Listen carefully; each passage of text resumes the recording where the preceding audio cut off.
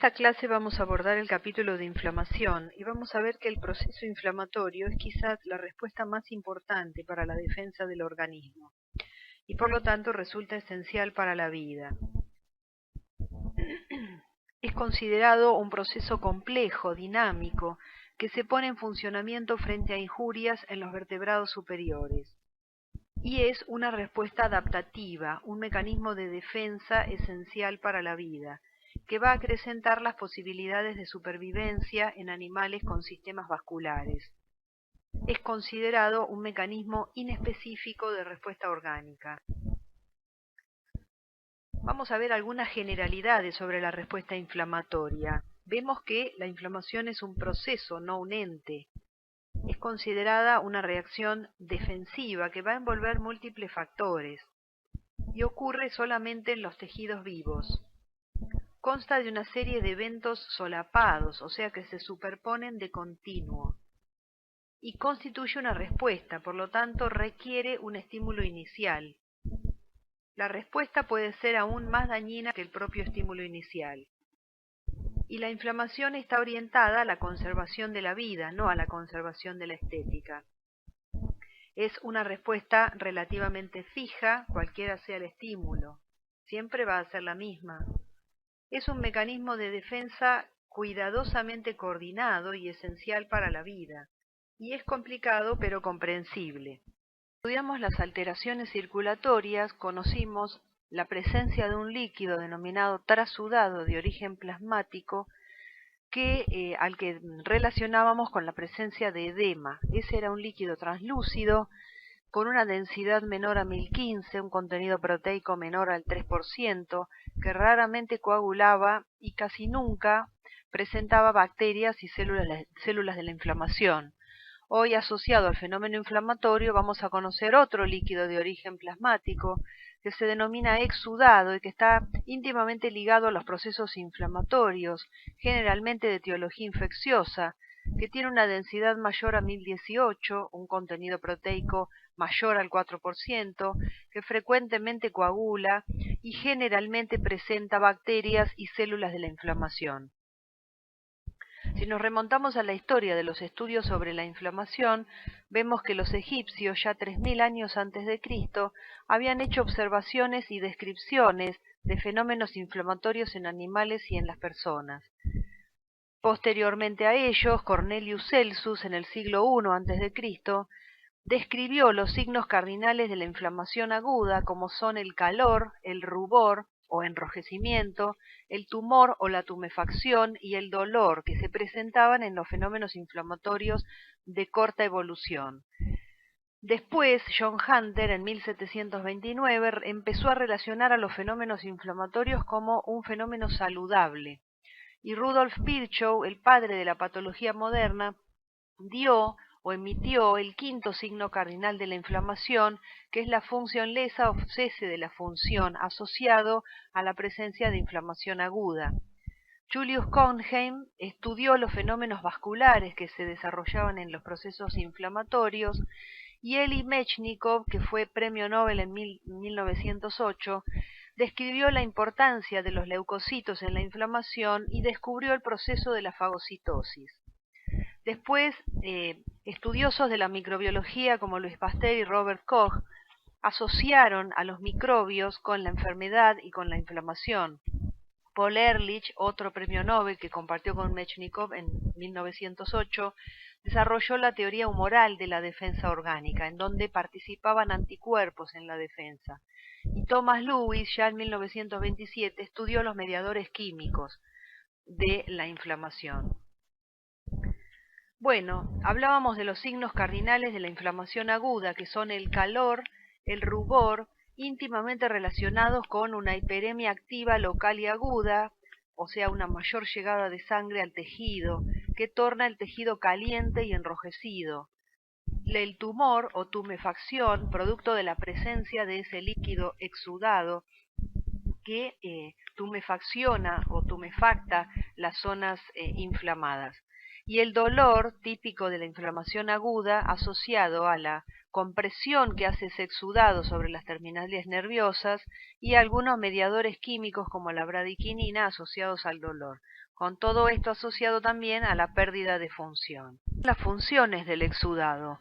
El exudado está compuesto por fluido de origen plasmático y células que, de acuerdo a la evolución de la inflamación, estarán presentes neutrófilos, eosinófilos, basófilos, linfocitos, células plasmáticas y las células derivadas de los monocitos sanguíneos, como son los macrófagos, las células epitelioides o las células gigantes. Ese exudado tiene como función la dilución y la localización, en el caso de que haya, por ejemplo, un germen, a través de la generación de líquido y más líquido, y de fibrina, que trata de frenar o localizar a las bacterias. Y también tiene como función la destrucción de esos agentes que están involucrados en la respuesta inflamatoria. Además de la remoción y del reemplazo del tejido dañado. La destrucción se lleva a cabo a través de fagocitosis, de inmunidad celular, de anticuerpos y de lisis.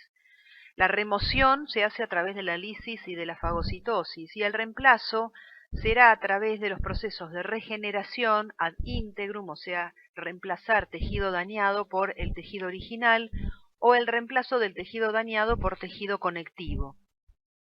Entonces, el proceso inflamatorio es un mecanismo defensivo esencial para la vida, pero no obstante, la inflamación siempre produce daño en los tejidos del paciente y puede terminar matando por agotar las reservas orgánicas o matando si daña una zona vital para la supervivencia.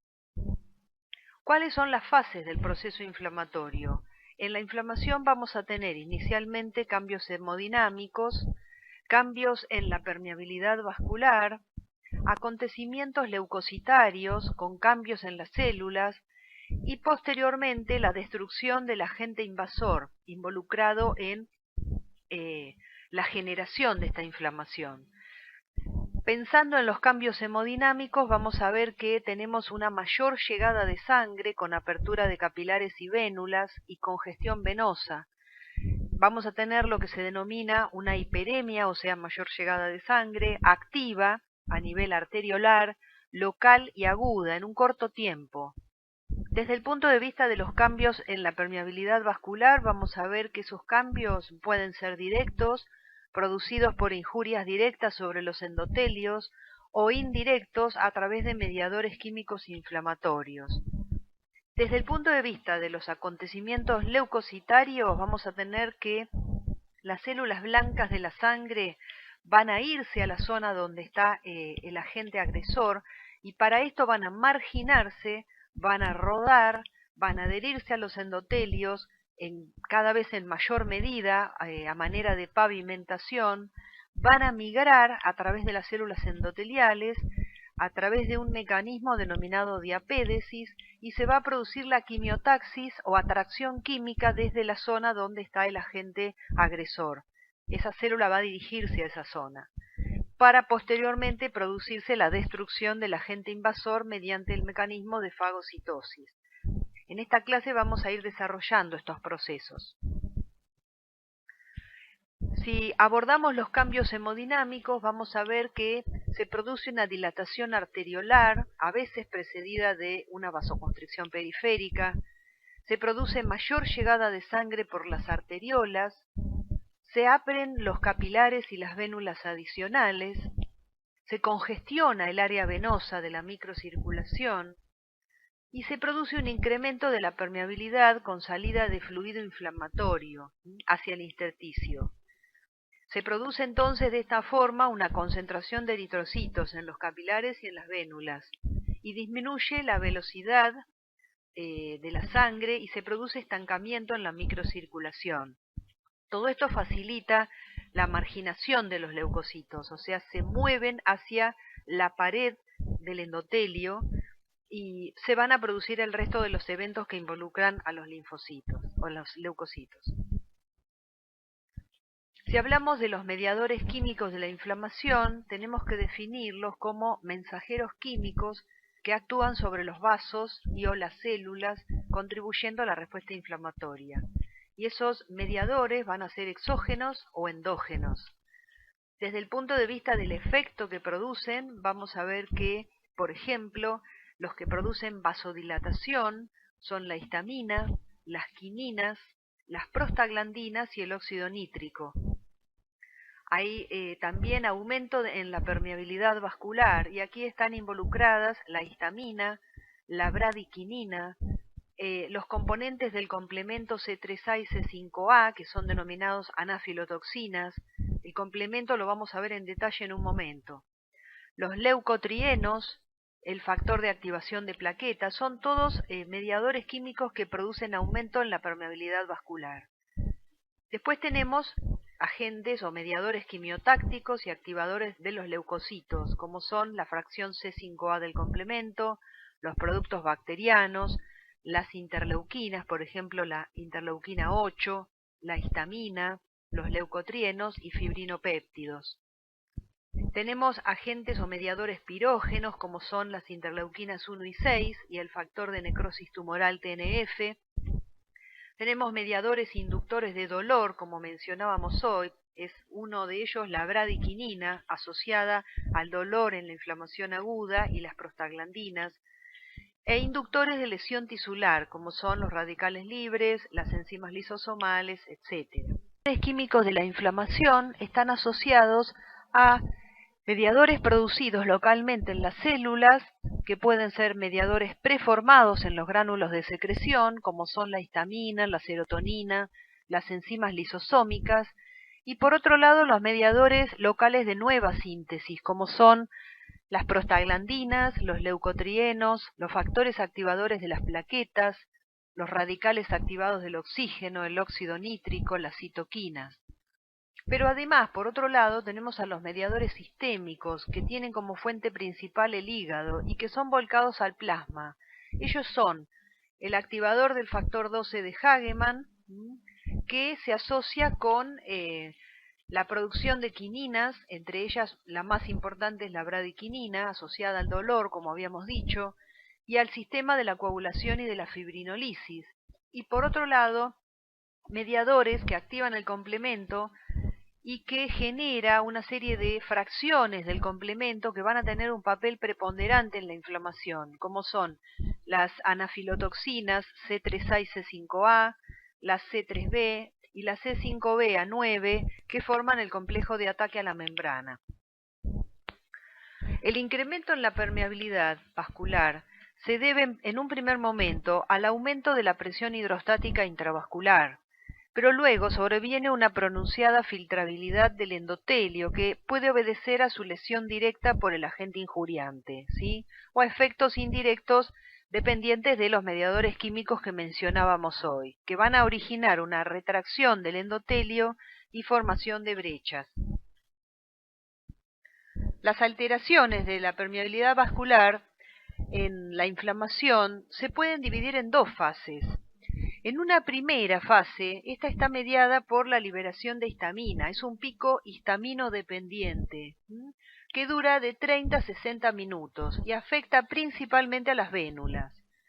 Posteriormente, en una segunda fase, histamino independiente, ¿sí? Es un pico más prolongado, empieza en la segunda hora y puede durar días, y esto depende de otros mediadores químicos, como son las quininas, las anafilotoxinas, los leucotrienos y las prostaglandinas, como vemos en el cuadro. Bueno, aquí vemos nuevamente el pico histamino dependiente y el pico histamino independiente, y ya un aspecto microscópico del tejido infiltrado por células de la inflamación. Y vemos las brechas entre las células endoteliales que marcan el aumento de la permeabilidad vascular. Vamos a hablar un poco sobre el dolor en la inflamación.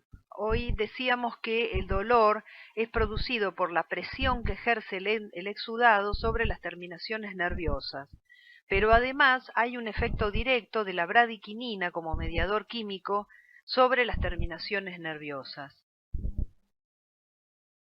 Y acá en este cuadro vemos cómo la activación del factor 12 de Hagemann va a activar una serie de elementos, por ejemplo, la cascada de las quininas, con generación posterior de bradiquinina, ese mediador químico tan importante que participaba en el dolor, en la inflamación aguda, pero además la activación de esta cascada de quininas activa el sistema de la fibrinolisis con generación de plasmina. Este sistema fibrinolítico nosotros lo vimos en los trastornos de la coagulación y en la normalidad, en la homeostasis, en donde decíamos que teníamos que tener un equilibrio entre lo que eran los fenómenos de coagulación y fibrinolisis en el organismo, y que en cualquier situación en donde uno predominara sobre el otro, teníamos una situación patológica. Bueno, en este caso la activación del factor 12, decíamos que activa la cascada de quininas, pero también activa el sistema de la fibrinolisis, ¿sí? Esto se relaciona también con la activación del complemento, ¿sí? Una de las vías de activación del complemento. Y por otro lado, se activa la cascada de la coagulación con generación de trombinas, ¿sí? Que activa receptores proteasa relacionados a la inflamación aguda, y esa trombina produce fibrina, en definitiva, que va a ser, fíjense, desactivada por la plasmina. Todo es una gran orquesta, decíamos cuando decíamos las características de la inflamación, en donde participan muchos elementos que funcionan todos al unísono como una gran orquesta, ¿sí? Bueno, aquí en este cuadro podemos ver eso. Vamos a hablar un poco sobre las células de la inflamación. Las primeras células de la inflamación que son reclutadas hacia los tejidos dañados son los polimorfonucleares neutrófilos. Estas células tienen por origen la médula ósea y constituyen la primera línea de defensa del organismo en los procesos inflamatorios. Haciendo un recordatorio de los estudios de histología, vamos a ver que miden entre 10 y 12 micrómetros y están llenos de gránulos en sus lisosomas que tienen enzimas. Esos gránulos son gránulos primarios o azurófilos que presentan mieloperoxidasas, lisosimas, defensinas y proteinasas, gránulos secundarios o específicos que contienen colagenasa, lactoferrina, histaminasa, citocromo B. También tienen gránulos de gelatinasas, etc. Son células que hacen un viaje de ida, o sea, una vez que salen de la circulación, no retornan y no tienen la capacidad de dividirse. En los tejidos luchan contra el agente invasor, el agente etiológico que está afectando en este caso, y mueren por apoptosis en el tejido. Son las únicas células que salen del torrente circulatorio hacia los sitios de injuria. Y bueno, y tienen, recuerden las características del núcleo, el núcleo multilobulado, típico de los neutrófilos, y es una célula que va a tener como función el eliminar bacterias, virus, hongos, protozoos, cuerpos extraños, algunas células tumorales, ¿sí? Es una célula muy importante, emite pseudópodos, es muy dúctil para pasar entre las brechas entre las células endoteliales y son los primeros soldaditos que salen la primera línea de defensa del organismo en la lucha contra el agente invasor. Otra de las células que pueden llegar a participar en ciertos procesos inflamatorios asociados a fenómenos parasitarios o alérgicos, por ejemplo, son los polimorfonucleares eosinófilos, ¿sí? Que son células que también tienen el núcleo lobulado y que tienen la característica de presentar enzimas como colagenasas, elastasas, una proteína básica mayor que lucha contra la cutícula de algunos parásitos, ¿sí? Son atraídos a sitios por las células cebadas, por ejemplo, tienen histaminasas para la regulación de los procesos alérgicos, aril sulfatasa B contra algunos leucotrienos. Es una célula que en parte regula los procesos. tienen peroxidasas, etc. Otra de las células que pueden llegar a hacerse presentes son los polimorfonucleares basófilos, y estos sí están en situaciones, por ejemplo, de procesos alérgicos, están en muy baja concentración en la sangre. Presentan gránulos metacromáticos de heparina, histamina y serotonina. Tienen eotaxinas para atraer a los polimorfonucleares eosinófilos, como decíamos hoy. Tienen la capacidad de regenerar gránulos. Presentan receptores para la inmunoglobulina E, ahí es donde participan en procesos de hipersensibilidad alérgicos, etc. Los monocitos son otras células, son mononucleares, pertenecen al sistema mononuclear fagocítico y cumplen una serie de funciones variadas. Recordamos que pueden llegar a medir entre 15 y 80 micrómetros y están en sangre aproximadamente 1 a 3 días y en el tejido meses. Y tiene la capacidad de reproducirse fuera del torrente sanguíneo. Presenta un núcleo típico arriñonado y va a ser la célula que una vez que salga del torrente sanguíneo va a dar lugar a modificaciones como pueden ser los macrófagos, las células epiteloides, las células gigantes, etc. Estos monocitos van a tener como característica importante la fagocitosis. Son la segunda barrera de defensa, están relacionados a los mecanismos específicos, o sea, colaboran con los mecanismos específicos de respuesta orgánica, producen la fagocitosis y tienen la capacidad de poder destruir gran cantidad de elementos en el campo de batalla. Vemos un macrófago que ha fagocitado un polimorfo nuclear neutrófilo. Los macrófagos son células que pertenecen al sistema mononuclear fagocítico y que derivan de los monocitos sanguíneos, ¿sí? Las células mononucleares en la sangre pertenecientes a este sistema mononuclear fagocítico. Estos macrófagos en los tejidos tienen la capacidad de reproducirse y ante situaciones producir fagocitosis, ¿sí? Y eliminar una enorme variedad de sustancias, factores de crecimiento, mediadores químicos, etcétera, que son muy importantes. En situaciones en donde hay un agente agresor o invasor de muy difícil digestión, vamos a ver en los fenómenos inflamatorios crónicos que los macrófagos tienen la capacidad de transformarse a células epiteloides que mantienen la individualidad pero forman una especie de sinsitio. Se denominan así porque recuerdan a las células epiteliales y tienen como función principal ya no la fagocitosis, sino la secreción de enzimas. Y por otro lado, los macrófagos tienen la capacidad de unirse formando una gran célula gigante, como vemos en la fotografía, sobre todo en lesiones de tipo granulomatosas, vemos estos dos casos de formación de células epiteloides y de formación de células gigantes. Esas células gigantes son multinucleadas, pueden llegar a medir más de 100 micrómetros y de acuerdo a la disposición de los núcleos van a ser denominadas células gigantes de cuerpo extraño o células gigantes de Langhans.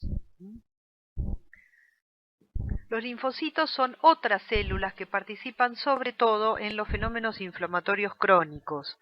¿Sí? Ya estas células son células de aproximadamente 7 micrómetros de tamaño, circulan entre la sangre, el tejido linfático y vuelven a la sangre, realizando un verdadero patrullaje, pertenecen a los mecanismos específicos de respuesta orgánica y van a participar sobre todo en fenómenos de infecciones virales, en tumores, etc.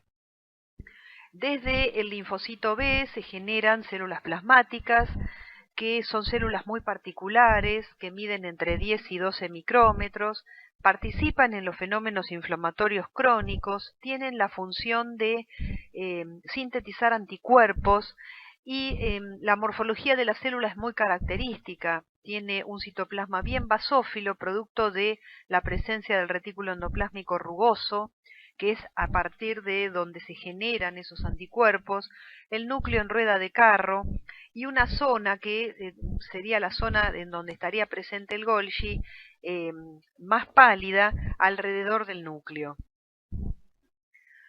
Otra de las células que participan en algunas situaciones de fenómenos inflamatorios son las células cebadas o mastocitos, que son células que están alrededor de los vasos sanguíneos, en el tejido conectivo y en las mucosas, y que presentan en la membrana receptores para la inmunoglobulina E, ya que participan en fenómenos alérgicos y se caracterizan por tener gránulos en su citoplasma de heparina, de histamina y de serotonina, que son gránulos de resíntesis, o sea, una vez que la célula emite los gránulos al exterior, puede volver a sintetizarlos. Son células que pueden proliferar en los tejidos. Las plaquetas son otros elementos que participan, como decíamos anteriormente, en fenómenos de la coagulación, pero también en la inflamación.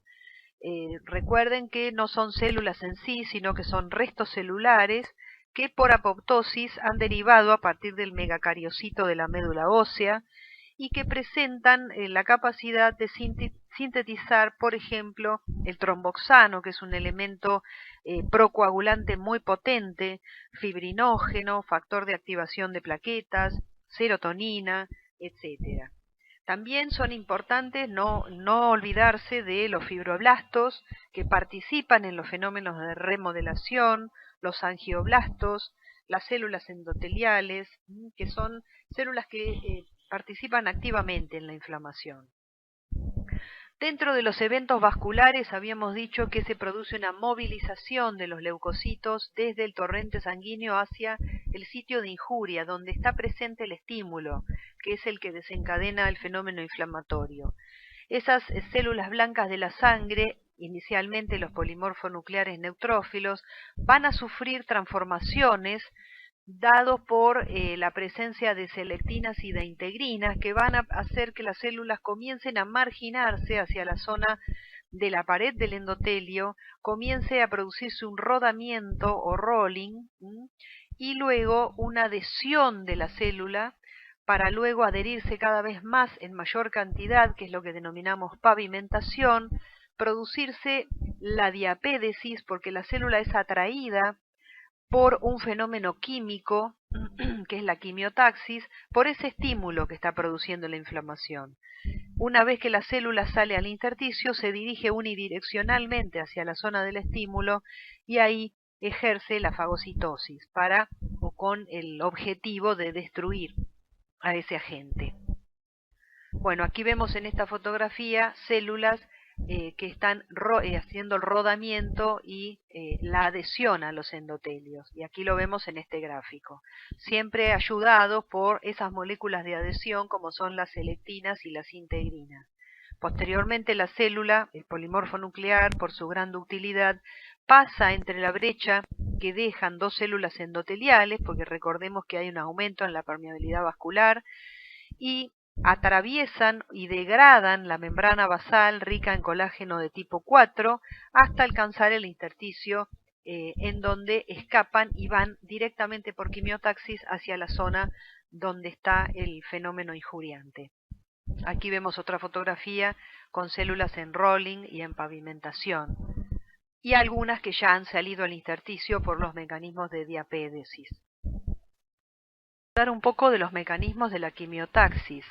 La quimiotaxis se desarrolla a partir de un gradiente químico desde zonas de baja concentración a altas concentraciones de mediadores, que es donde realmente se encuentra el agente invasor o que generó o desencadenó el proceso inflamatorio.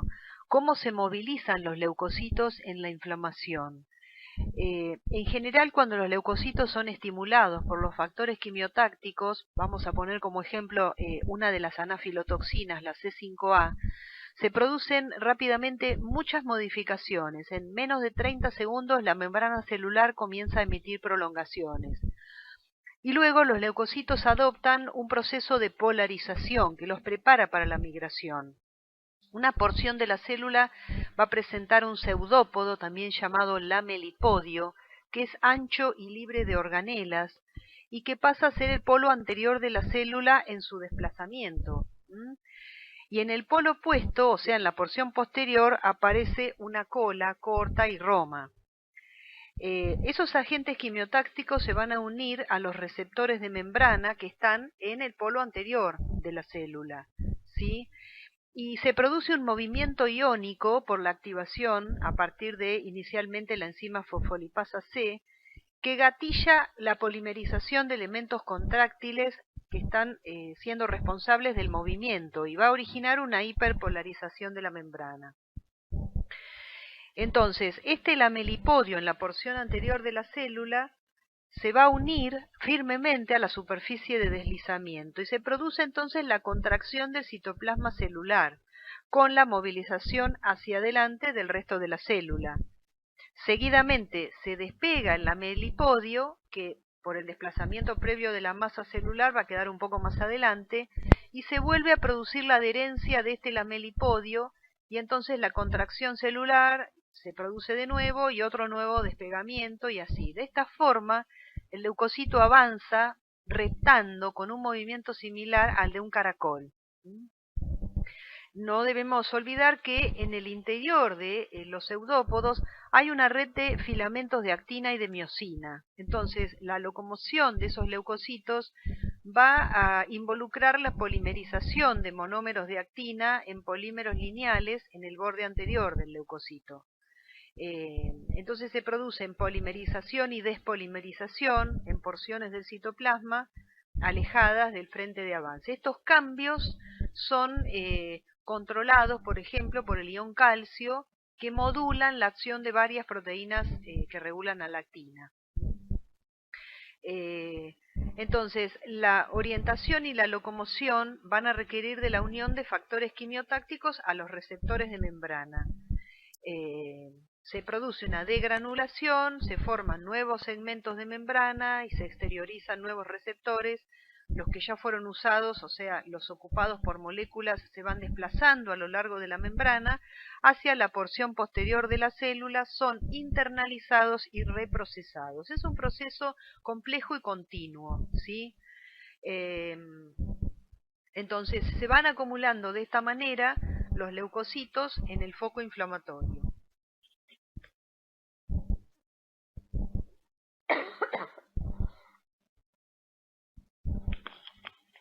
Bueno, inicialmente entonces lo que decíamos es que en horas las primeras células en salir son los neutrófilos. Fíjense que hay un pico entre las 2 y las 10 horas de porcentaje relativo de células iniciales que salen.